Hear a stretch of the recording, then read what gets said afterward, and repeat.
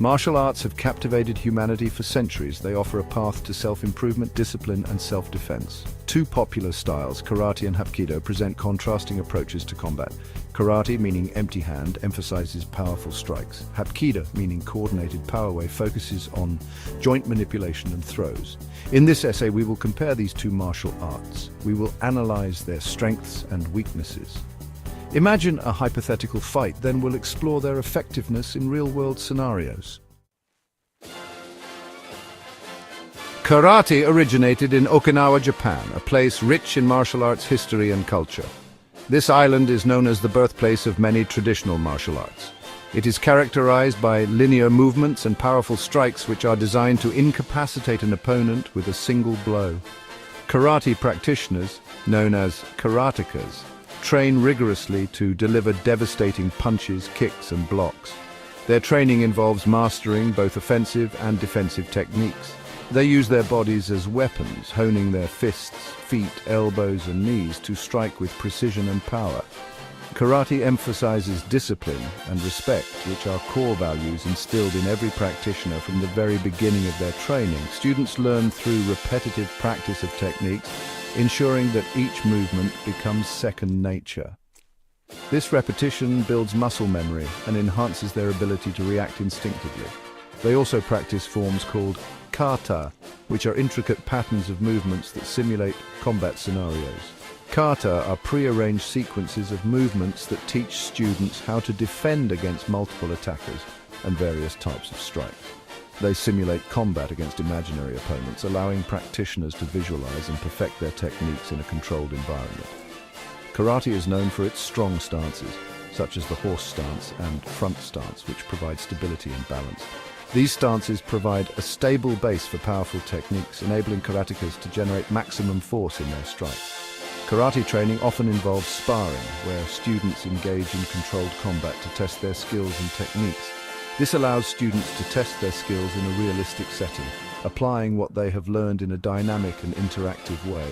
They apply techniques in a controlled environment, ensuring safety while still experiencing the intensity of real combat.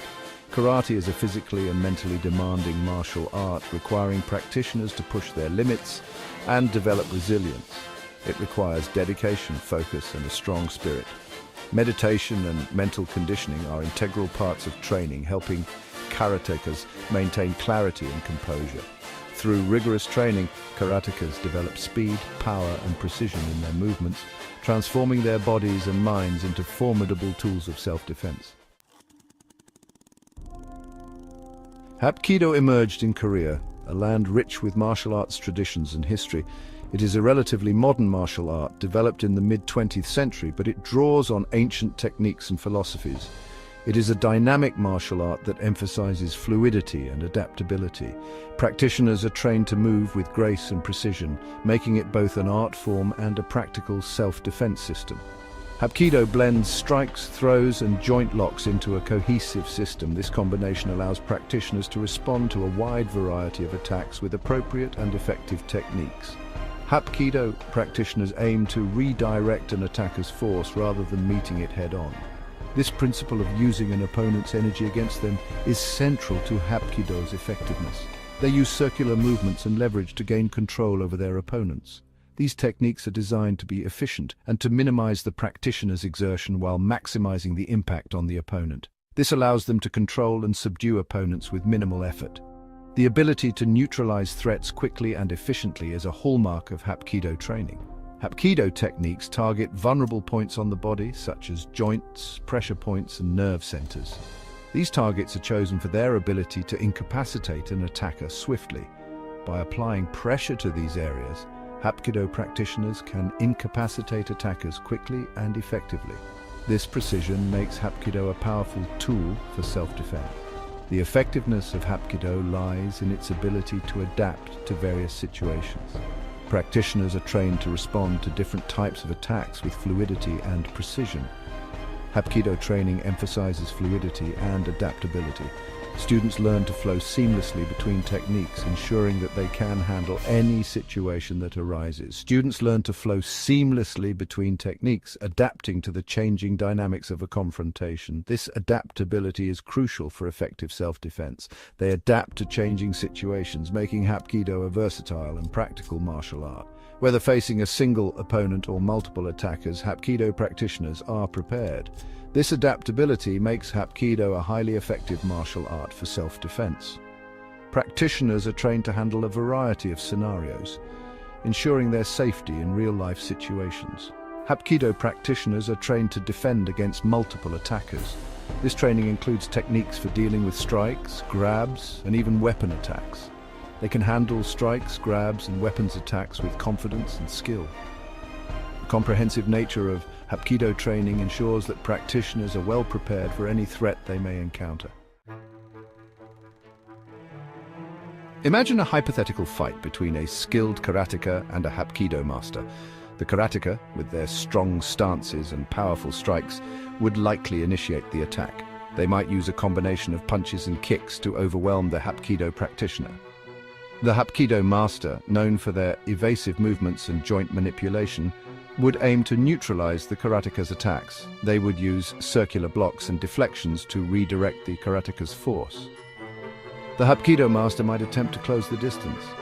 Their goal is to take the karateka to the ground. Once on the ground, they can apply joint locks or throws. Section 5, Round 2, Adaptation and Counter. As the fight progresses, both fighters would adapt to their opponent's style. The karateka, realizing the effectiveness of the Hapkido master's evasive movements, might focus on timing and precision. They would aim to exploit any openings in the Hapkido master's defenses. The Hapkido master, in turn, would use the karateka's aggression against them. They would set traps and counterattacks. The Hapkido master might use the karateka's momentum to throw them off balance. This creates opportunities for joint locks and takedowns. Round 2 would showcase the adaptability and strategic thinking required in a martial arts confrontation. Section 6, Round 3, Endurance and Willpower. In the final round, both fighters would be feeling the effects of the fight. Endurance and willpower would play crucial roles. The karateka, relying on their physical strength and conditioning, might continue to press the attack. They would aim to overwhelm the Hapkido master with a flurry of strikes. The Hapkido master, drawing on their mental fortitude and technical skills, would conserve their energy. They would wait for the opportune moment to strike. The final round would be a test of each fighter's spirit and determination. The outcome would depend on who could maintain their focus and execute their techniques under pressure. Section 7, Strengths and Weaknesses. A comparative analysis. Karate and Hapkido each have their strengths and weaknesses. Karate excels in its powerful strikes and strong stances. It provides practitioners with a solid foundation in offensive techniques. However, Karate's linear movements can be predictable. It may make practitioners vulnerable to counterattacks. Hapkido, on the other hand, shines in its adaptability and versatility. Hapkido practitioners can handle a wide range of attacks. They can seamlessly transition between offensive and defensive techniques. However, Hapkido's reliance on joint manipulation and throws can be less effective against larger, stronger opponents. Ultimately, the effectiveness of each martial art depends on the practitioner's skill, experience, and fighting style. Section 8.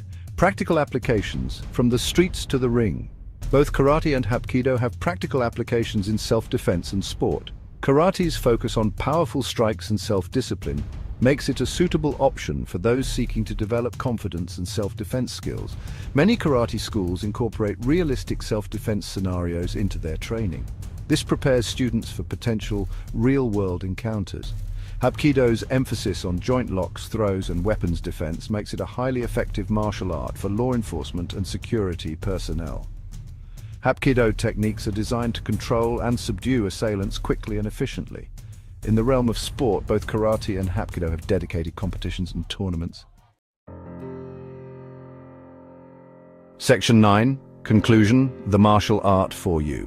Karate and Hapkido are both effective and rewarding martial arts. each with its own unique set of principles and techniques that cater to different aspects of combat and self-improvement. They offer unique approaches to combat, with karate focusing on direct, powerful strikes and Hapkido emphasizing fluid, circular movements and joint manipulation. Karate emphasizes powerful strikes, discipline and linear movements. It is known for its rigorous training routines, kata forms, and the development of striking power through repetitive practice. Hapkido, on the other hand, focuses on circular motions, joint manipulation, and adaptability. It incorporates a wide range of techniques, including throws, joint locks, and dynamic footwork, making it highly versatile in self-defense situations. The choice between the two depends on individual preferences, goals, and learning styles. Some may find the structured, disciplined approach of karate more appealing, while others might be drawn to the fluid, adaptive nature of Hapkido. Some individuals may gravitate towards karate's structured approach and emphasis on striking power. The discipline and focus required in karate can be a great way to build mental and physical strength. Others may prefer Hapkido's fluid movements and emphasis on self-defense techniques. The adaptability and comprehensive nature of Hapkido can be particularly appealing for those looking to develop a well-rounded skill set. Ultimately, the best martial art is the one that resonates with you and inspires you to train and grow. It's about finding a practice that aligns with your personal goals and motivates you to push your limits. Whether you choose the path of the empty hand, represented by karate, or the harmony of coordinated power, embodied by Hapkido, the journey of martial arts is one of self-discovery, discipline, and empowerment. Each step you take in your training is a step towards a better understanding of yourself and your capabilities.